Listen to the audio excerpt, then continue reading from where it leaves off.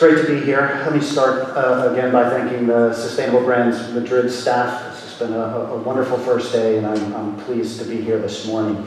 So I'm Chris Miller. I work for a great company. We make ice cream, and I think I have sort of one of the best jobs in the world. I'm the activism manager at Ben & Jerry's. I am, for lack of a better description, a campaigner with ice cream. Like Owen from IDEO, I don't have an MBA. I'm not a business guy. My background is in issue advocacy and activism. And I'm excited to talk to you this morning a little bit about our approach to corporate activism. I think, you know, we heard from Lord Hastings yesterday about some of the challenges that we face as a society, as a planet.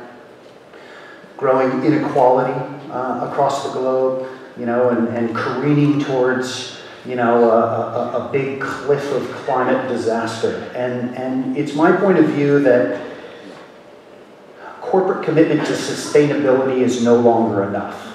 That if we have a commitment to environmental sustainability, to making the world a better place inside the four walls of our corporations, we have an obligation to engage stakeholders externally in this work. So I want to tell you a little bit about sort of how we do that. So here's what we're going to do. I'm going to go through our sort of approach to activism at Ben & Jerry's. I'm going to give you a quick case study, and then I'm going to show you some results. And as a sort of an activist, as a campaigner, it makes me nervous sometimes to show the sort of ROI, the fact that this actually returns incredibly strong business results, because that's not the reason to do this.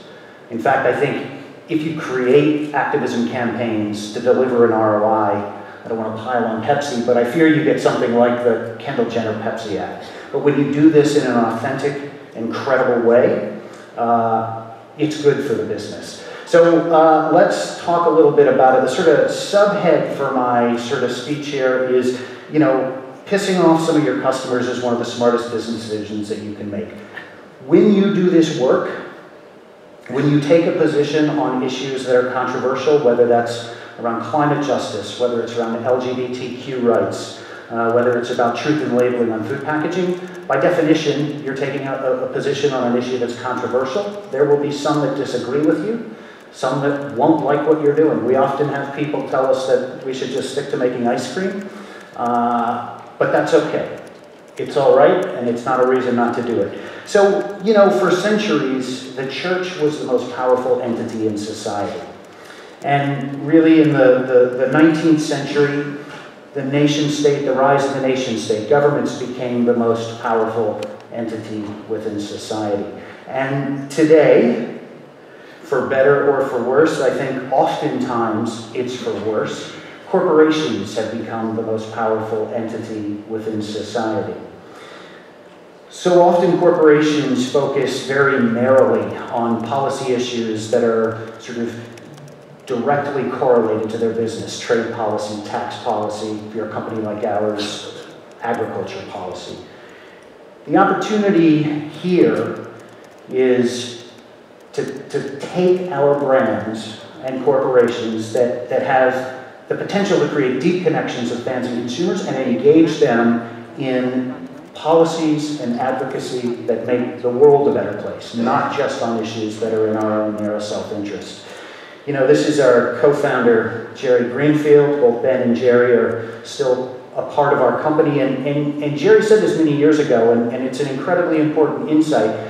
The strongest connections, the bonds that you can build with your consumers, with our fans, is around a shared set of values. Anyone can make great ice cream. I happen to think we make the best ice cream, but lots of people make good ice cream.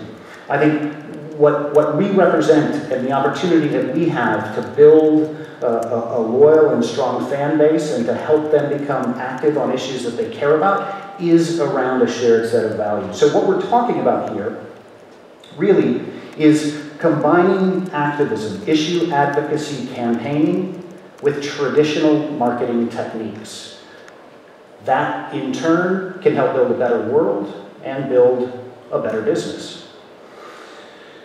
So So let me tell you a little bit about sort of our approach, sort of how we think about doing this. So we take a strong stand on things that we believe. We take that stand and we act on our own values, the things that we sort of seek to change in the world.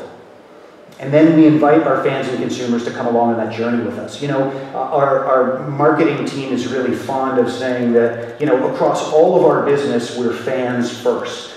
That is true in all instances, except in our advocacy work. So let me just quickly talk you through this. So this sort of contrasts what would be a typical cause-related marketing campaign with what we call sort of values-led activism. And they look incredibly similar. In fact, the output in many ways can be the same. But a sort of typical corporate cause-related marketing strategy starts with, who are my fans or consumers? What's important to them? And how do I create a campaign that engages them on that issue that they care about? And ultimately what that delivers is building brand equity. So, you know, an example of this, I think many of us are familiar with the cosmetics company Avon. Their consumer base, middle-aged women. Obviously, breast cancer is an issue of deep concern for women. And so, for many years, they've been focused on pink ribbon breast cancer awareness campaigns. There's nothing at all wrong with that, but it is a fundamentally different approach, I believe, than our approach at Ben & Jerry's. We don't start with who are our fans and consumers and what do they care about. We start with what are our own values. What's the change we seek to make in the world? And then we build a consumer engagement campaign that speaks and resonates to our fans and hopefully, ultimately, moves them up a ladder of engagement and activation to take action on an issue. So what that can ultimately deliver, or what it can be a part of delivering, is social change. A byproduct of that is that it does in fact build brand equity as well. So this is sort of what the ladder of engagement and activation looks like. We want to grab people and engage them with our flavors, our fun, funky culture, the content that we create. We have a strong and robust following on digital and social media channels. And our values and our activism campaigns provide an incredible hook and opportunity to speak and engage with our fans, as Jerry said, to build those bonds around a shared set of values. And ultimately, we want to move them up a ladder of activation to become involved and take a direct action. 2 weeks ago in New York City, 60 of our employees joined 200,000 people on the streets of Washington, D.C. at the People's Climate March. In the run-up to that, we spent several months encouraging our fans to join us in Washington, D.C. So let me step you through a quick case study. This was actually a campaign we ran for about 18 months, a climate justice campaign. Climate change is personal to us in a whole bunch of ways. One, we're a food company. We buy ingredients and source ingredients from all over the world, a number of which come from the global south, regions of the world that are profoundly at risk from climate change. And we seek to build long-term relationships with suppliers and partners that produce our cocoa, the co-ops that grow our coffee in Mexico. So climate change and climate justice is a personal issue for us.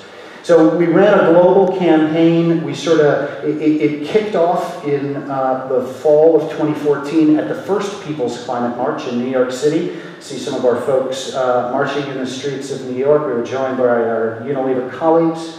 And the campaign really ran for a full 18 months, sort of culminated in Paris at COP21. As you know, there were many businesses that showed up in Paris, sort of making the business case for why a binding agreement out of Paris was important.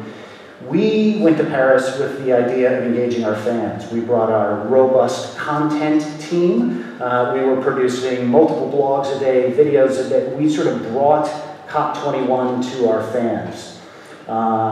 And so with that, I want to show you a piece of creative. We put together a video for the campaign. But before I do that, this is an example of some of the content that we created. we have built a sort of publishing house within Ben & Jerry's. If you're going to engage people, your fans, on your values on these campaigns, you want to be able to create content that captures the campaign and hopefully moves them up that ladder of activism. So over the course of this campaign, we produced 150 pieces of long-form written content, a number of videos, all with the idea of driving people to take an action. In the case of this campaign, we partnered with Avaz, a global advocacy group, and they wanted to collect signatures from all around the world that would be delivered on the first day of COP21 to all of the world leaders calling for action in Paris. I'll tell you a little bit about the results of that campaign in a second, but let me run the video.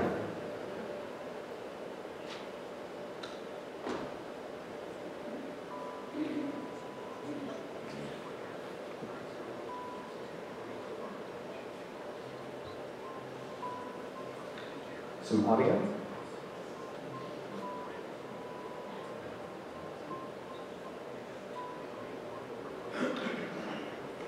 Can we get audio?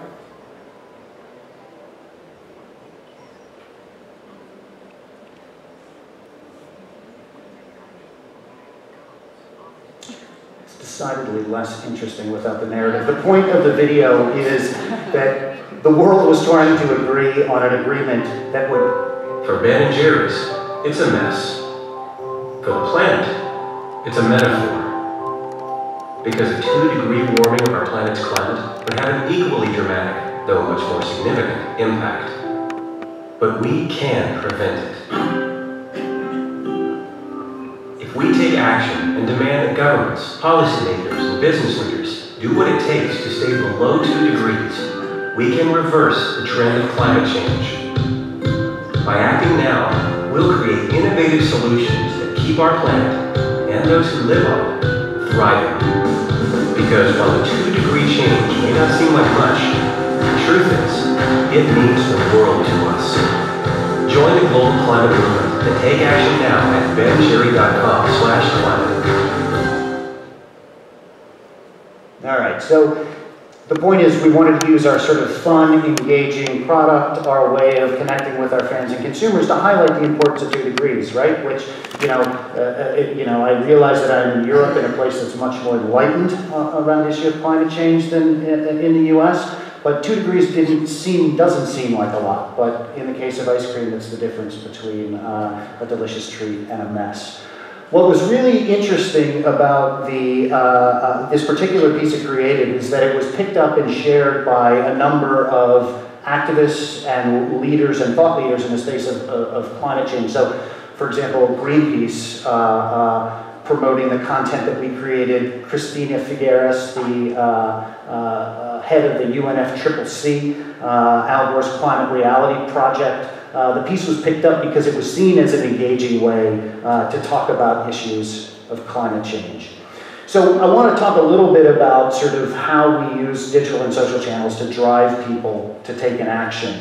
So we have the ability through our digital and social channels to test creative and figure out the best way to get people to take an action. In this case, it was signing the petition calling for a transition to 100% clean energy that would be delivered to policymakers on day 1 of COP21. And we tested a bunch of different ways to get people to take the action. Some were product related, some were not product related. At the end of the day, the piece of creative that drove the most actions was this piece of creative over on the right.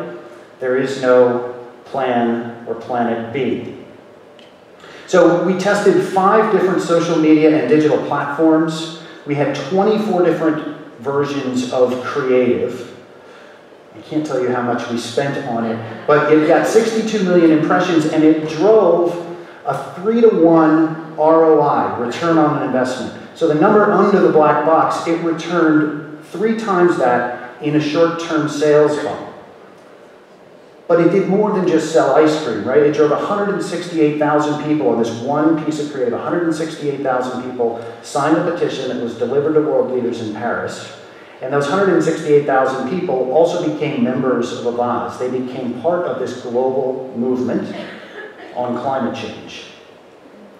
So the other thing this creative did was it drove an increase in the number of people who understand that we have a social mission at Ben & Jerry's, that we do something other than sell great ice cream. So the people that were exposed, that saw this piece of creative, it led to an 11-point lift in our fans and consumers who said that we are a company that has a progressive social mission. And what we know is, for our fans and consumers who know we do something other than sell ice cream, that we care about issues, that we engage our fans in these campaigns, those fans are 2.5 times more loyal as consumers than those who don't know that.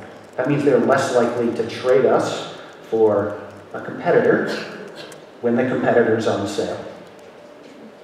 So overall, over the course of the campaign, this all of the creative we created, the tours, the sampling, the digital and social content, 365 million total social impressions. We had 1.6 million total engagements. That video that you saw was viewed 6.2 million times. And we had, over the course of the year, 330,000 people become members of Avaz, sign that petition. And on day one of COP21, 3.3 million petitions were submitted to Christina Figueres and world leaders. And you know, the Ben & Jerry's piece of that, our fans from around the world were fully 10% of the people that took action. And we know what happened in Paris. So I want to make the case for the idea that any company can do this. You don't have to be an ice cream company, and in fact, you don't have to have a 39-year heritage doing this kind of work. I think with the rise of millennials, with the uptake of digital and social media tools, driving more transparency, there's a big opportunity here for companies and brands to be a part of creating social change while also building profoundly deep connections with fans and consumers around a shared set of values. So it's what I call the new triple bottom line, right? We can drive social impact by doing this work, by partnering with external stakeholders, by being a part of global movements. We can drive real business results. You know, the head of our marketing team will tell you, you know, a really good piece of creative in a print publication may drive a 3-to-1 ROI. More likely it's between 1 to 2 ROI on dollars spent on a full page print glossy ad promoting chocolate fudge brownie ice cream. But what that ad doesn't do is it doesn't drive social impact, it doesn't drive a lift in that loyalty. And so the focus and connection with fans around the shared set of values drives this triple bottom line. The third and most important, not most important, but equally important point is our employees take tremendous pride in the work that we do, the campaigns that we drive. I mentioned that we had 60 of about 120 employees from our corporate headquarters go to Washington, D.C. with us 2 weeks ago to march in the streets calling on the new administration in Washington not to roll back our commitment on climate change. There's no question in my mind that this work drives both our ability to attract and ultimately retain the best talent. So finally, a quick snapshot of some of the other campaigns we've done and ROI that has returned on our democracy campaign, our approach to marriage equality. And then finally, I just want to mention this. This is a recent study that ran in the Harvard Business Review looking at the brands that are most relevant to consumers. And we scored in the top 50 most relevant brands up against companies that are much larger than our own, Walmart, Ford, very large multinational companies. And they attributed that relevance, that connection, to the activism work that we do. So I think this is an incredible opportunity to infuse businesses with purpose, to engage fans and consumers, and drive business results. A few quick closing thoughts, be courageous. This is hard. I have to partner with our marketing team to get this work done. I don't have a budget. And so one has to be sort of courageous and willing to step out on issues that can be controversial. You want to work with external groups and stakeholders that share your values, and we like to work with groups that are building people-powered movements. And don't ask what those groups can do for you. This is not about putting the World Wildlife Fund's panda on a pint of ice cream. This is really about how can we take the tools and channels that we have as a beloved consumer brand and help build movements and support strategies for social change. And finally, if it's not risky, if it's not a little bit edgy or controversial, it's probably not so real. So I'll close with this statement, which I think is important and I think sort of guides our thinking. A gentleman by the name of Aaron Chatterjee, who teaches at Duke University's School of Business, and he suggests that, you know, perhaps it is better to be intensely loved by some than inoffensive to everyone, to many. So with that, I appreciate your attention. Thank you very much.